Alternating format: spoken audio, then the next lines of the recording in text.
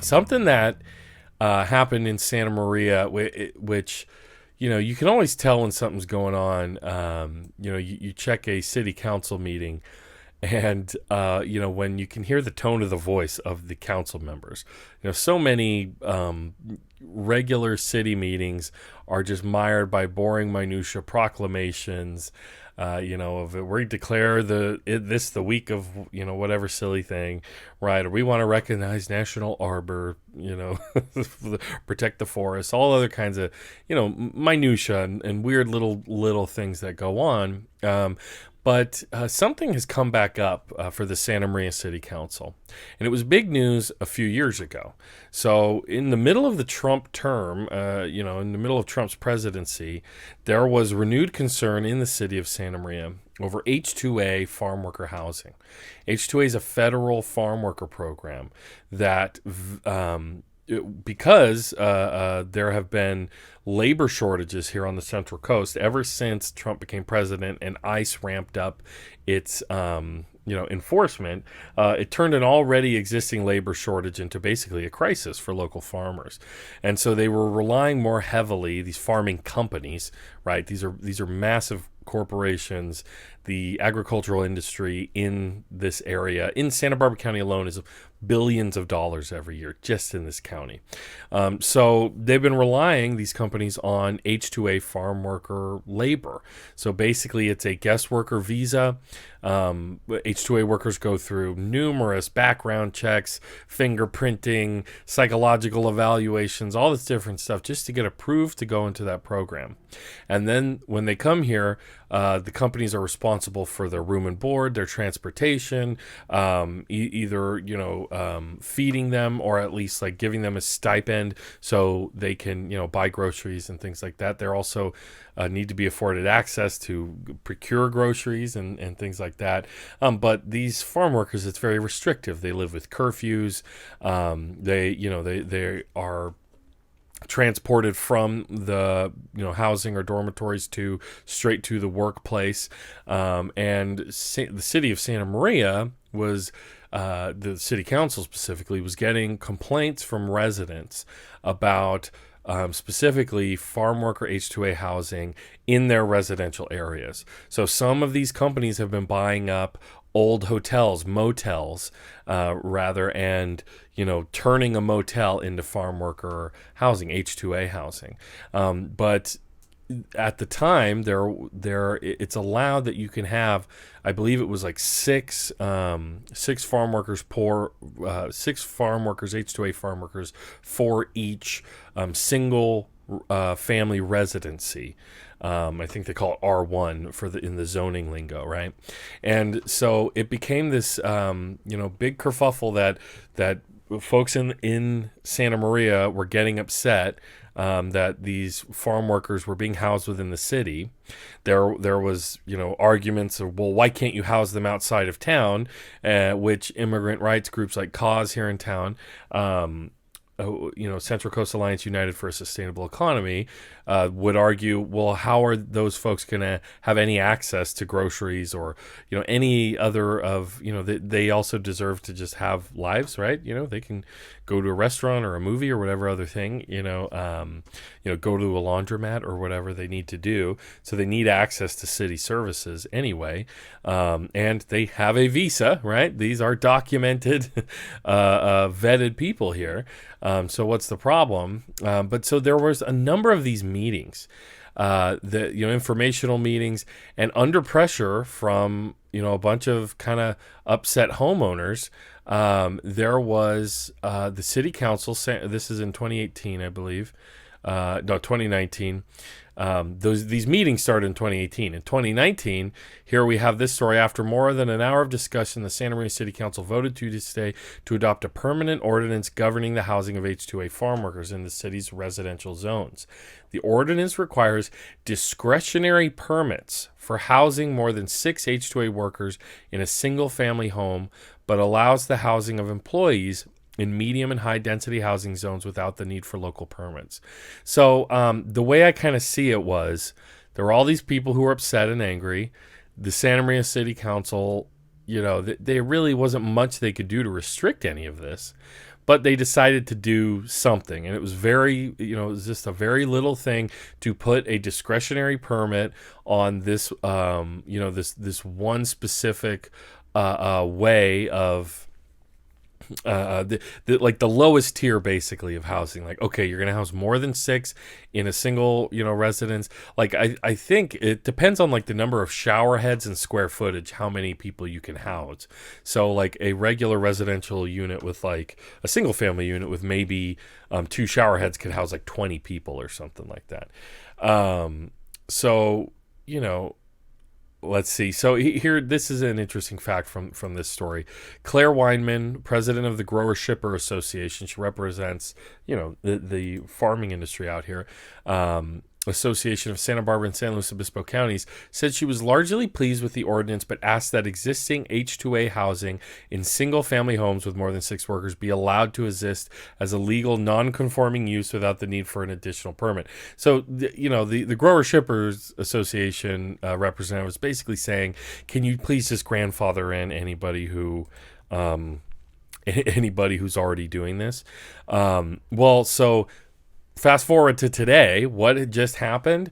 Now that there's new leadership in the federal government, obviously Joe Biden and his administration, here we had this story. Federal housing officials order Santa Maria to repeal H-2A ordinance or face potential $400,000 fine. So the Santa Maria City Council, they are being accused by the federal government of engaging in housing discrimination. I find it a little ironic that here's some H-2A workers. They're bused to and from their workplaces. Says Fresh Harvest right here. That's probably the company. But I find it very interesting that the Santa Maria City Council, in order to appease this kind of outrage that there are foreign nationals in the community here to work, because frankly, the Trump administration and I would say to some degree our Republican-led city council created a hostile environment in the area to undocumented farm workers that these farming companies couldn't even find any farm workers, any labor, a labor force, a reliable labor force. Years and years ago, the Santa Maria City Council approved the building of an ICE holding station in the city of Santa Maria. So we have an ICE facility in town. And, I don't think it should surprise anybody that our undocumented community and a lot of our farm worker community lives with a certain level of stress and terror, at the idea of being scooped up by ICE.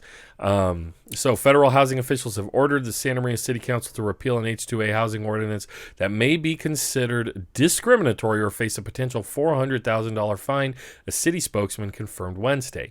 Council members failed to repeal the regulations Tuesday, despite possible enforcement from the federal government, but will revisit the issue on June 15th. So, I'll get into why exactly they didn't just vote it out. But the 2019 ordinance requires agricultural employers to obtain discretionary permits to house H-2A workers or temporary guest workers in single-family areas of the city. The ordinance was passed after 15 months of public debate and discussion about the rising number of workers living in residential areas. U.S. Department of Housing and Urban Development notified city officials on May 20th that the ordinance was found to specifically regulate H-2A employers, which in turn singles out people from a foreign country who are a federally protected class, according to city spokesman Mark Vandekamp. In order to avoid the fine, the ordinance must be repealed. All council members must participate in sensitivity training, Vandekamp said. Quote, we are praying to bring the item to City Council in open session of its June 15th meeting, including the HUD correspondence and other details, Vandekamp said. So the repeal of the ordinance failed to pass Tuesday under a 2-2 split vote, with council members Etta Waterfield and Mike Cordero voting in favor of the repeal, and Mayor Alice Patino and Councilman Carlos Escobedo dissenting. Councilwoman Gloria Soto, our one progressive, Democrat on the council, was absent from the meeting. I have no doubt if Gloria was there, if Councilmember Soto was there, that it would have been repealed, that this ordinance would have been repealed. And really, Patino, the mayor, and Carlos Escobedo, this kind of newer city councilman who was endorsed by the Chamber of Commerce. They don't. I'm going to play a bit from the meeting. Let's go to the meeting, because basically they're making this argument of we don't like being told what to do by the federal government. And that's a very common thing, that you hear. But before we get to that, you're going to hear Councilwoman Waterfield. And also Waterfield says before she votes, a very reluctant. So what did she vote? Let's see. She said a yay. She voted yay, but a very reluctant one. So she's doing what the federal government said. But so they know that they're going to repeal it. They're just making a show right now that, well, we'll talk about it more later. But I want you to listen to this, because Council Member Waterfield, who's acting as mayor pro tem, because the mayor, Patino, is actually calling in remote. You're going to hear her in a bit, coming in over the intercom. She asked the city attorney, the Santa Maria Council, to explain the ordinance a little bit, to which he explains, like, yeah, we made this thing, but it literally was never used, so it was kind of a pointless, silly thing to do in the first place. It very much was just appeasing angry people with all the racial undertones that were going on in those discussions of what about crime and why are we having these people here, and I'll get a little more into that after this. Let's hear from Waterfield and the city council. At this moment, Mr. Ng, I would like to turn this over to our city attorney, Tom Watson, because I want him to let our constituents know why this came back to us. Well, as the council is aware, there was a great level of public interest in the original adoption of this ordinance. Candidly, we were concerned that there was going to be a greater level of use of the conditional use permit, and what we found was that the ag employers clearly heard the community, that they did not want to have employee housing in residential areas. As a result, while we made the adoption of the ordinance effective, because the cooperation of our constituent employers, we've made a determination that it is no longer needed. And since it has never been enforced or a permit requested, it's not a necessary item for us to continue on our books. It's a useless city code. It's a useless law. Okay, I get that, but can I? That's obviously not what she wanted to hear. Was you guys did something pretty useless. I believe he came in as city attorney after all this. I say the other part of the story, that we never would have brought it back here. It never would have been an agenda item if it had not been brought to our attention by If the federal government didn't accuse you of housing discrimination, yeah, why would you bring it up again? a higher authority saying that we had to do it. There was always a concern that there may have been some challenges to this. While there has never been litigation challenged, there certainly has been some questions as to its ongoing activity and the necessity for it in light of other housing determinations by both the state and federal agencies. So in light of the totality, and again, for the purposes that there's no real activity under this ordinance, there's no reason to maintain it on our books. Thank you. Thank you. Do any council? Now, there you go. And, Cordero speaks for a bit. And, it's interesting because, Cordero kind of lays out that, look, we were trying to respond to what everybody was complaining about, pretty much. And he goes on into the details of it. And he's basically trying to head people off at the pass, like the people who are angry about H2A housing, that he doesn't want to he doesn't want to hear more from them. Pretty much like, hey, listen, this is what we got to do. This is what the feds are telling us, and this is it, right? So, but then Mayor Patino comments, and she's also very upset about the sensitivity training that the entire city council has been asked to do by the Department of Housing and Urban Development, and I have some thoughts on that, but I'll let the mayor speak for herself first. fiduciary obligations that we might have to deal with in the future as a council and as a city. Thank you. Thank you, Mr. Cordero. That was very well said. Madam Mayor, do you have any comments? You know, I do. As Mr. Cordero was saying, we spent a lot of time. We spent months. We spent several meetings getting input from the community, getting input from the ag community, and coming up with something we thought was real workable. And for the federal government to say we're being discriminatory really, really bothers me. They are overstretching their arm into our community, telling us how we can and can't house people and what we can and can't do with the consensus of our community. And I just think it's wrong. And don't forget, we're going to have to take diversity training. Yes, we have to take sensitivity training. All the council members do. We've got 5 of us with a Hispanic ethnicity, and we're going to have to do diversity training. But anyway, those are my comments. Thank you, Madam Mayor. So there you have it. Yes, and that is true. The we have at least 2 of our city council members. I'm pretty sure are bilingual, and she said everybody appears of Hispanic ethnicity. Yes, that's true, but that wasn't always the case, and it wasn't the case during these meetings and deliberations. And specifically, I'm thinking of former city council member Dr. Michael Moats, a Republican, who he was unseated by Gloria Soto in the first round of district elections in Santa Maria. That was another big deal. We're only just getting district-based elections in Santa Maria. And Gloria Soto was able to beat out Dr. Moats, Councilmember Moats. And specifically during a lot of these meetings and hearings, Moats would ask questions, and when he ever asked questions about H-2A workers, he would frame it as military-aged males. So he would say things like, "I would like to ask you, Mr. So-and-so with the Department of what have you, how would you feel if a house chock full of military-aged males move next to you?"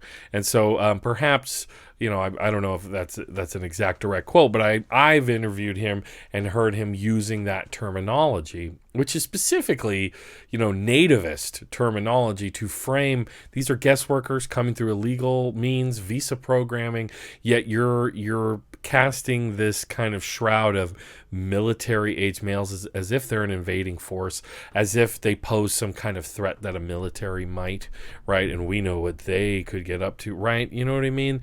That's the between-the-lines shit that's going on here. And if you even go back farther enough in Santa Maria history, we had a mayor, which the council chambers that the Santa Maria City Council is sitting in there, sits in the Thomas Hobbes Civic Center.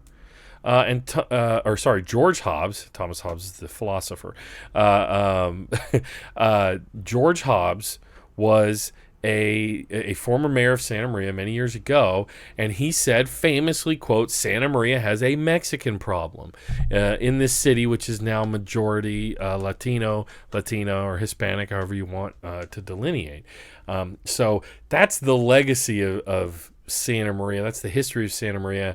And, while Etta Waterfield and Councilmember Cordero and Patino are Hispanic, and I wouldn't I wouldn't try to poo-poo that or argue anything away from that. The idea that some of these prejudices couldn't exist as a part of the city council, given the words of that former member who was a part of this decision making and the history, I think that deserves acknowledgement. But also, what else deserves acknowledgement is some of the other local response to farm worker housing, like what happened literally right over the Santa Maria River is at the border of Santa Barbara County and San Luis Obispo County is Napomo.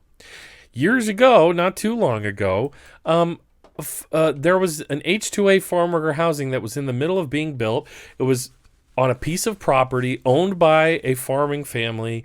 They were building housing from scratch to specifically house H-2A farm workers so they could ensure that they would have a reliable workforce. And somebody burnt it to the ground. This is in Latino USA. Who burned down farm worker housing in Nipomo, California?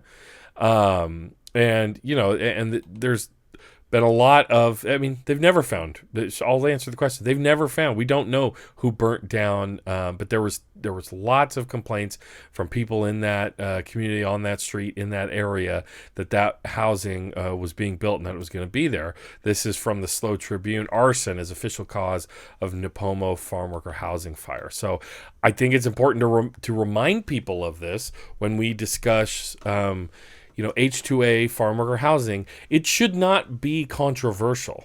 When I hear from the right in this area, and I've talked before about how there's, a strong conservative streak in this area, we always hear the dehumanizing language of the illegals, right? Oh, these illegals and this and these illegals that, right? And I think it's worth noting that H-2A farm workers are legal, documented farm guest workers who are legal residents of the United States, not citizens or anything, but they are legally residing here to work. And here we have Donna and Greg France, farmers and project owners at the scene of Nipomo housing under construction intended for farm workers. One's house was struck by an arsonist, destroying one unit and damaging another. So they gave up on this housing, on doing farm worker housing here, or even building it, just because. Why would they try to move forward with that if, literally they're met with arson, right? Which to me is just a type of, I don't know. That's like a type of, racist, race-based, attack. It's an attack on property. I'm glad it's not an attack on people. But our farm worker community definitely, because of housing and because of other issues, and specifically H-2A and whatnot, it makes them more vulnerable to a lot of different things, and surprise, I'm mentioning this, COVID. This is from my website, politicalpain.com. Farm worker, politicalpain.com. That's me, Joe Payne, independent journalist in Santa Maria. This is some original reporting I did at the beginning of the pandemic. Farm worker infected with coronavirus dies in Santa Maria guest worker housing. And really what happened was this man was in guest worker housing, and he got infected. A bunch of people got infected. And so then the farming company, Alco Harvesting, outsourced them to Motel 6 to quarantine. And that's where this man, his name was Leo Begario Chavez Alvarado, he died alone in a Motel 6 room. And this was on the same day that advocates and community members called for protections for Santa Maria Valley farm workers to city and county meetings, the county supervisors and the city council. So that's what's going on here. I find it very interesting, when I don't want to put too many euphemisms on it, that the city council, even though the city attorney is saying, this really didn't do much, and nobody even applied for this permit, and obviously the farming companies got the message and have tacked in a different way to house their H-2A workers. But it's kind of interesting that they're complaining that they have to do racial sensitivity training after putting in a municipal code that is borderline housing discrimination. So that's Santa Maria for you. If you're just joining the show now, please like, subscribe, hit the bell, share, do all the things you can.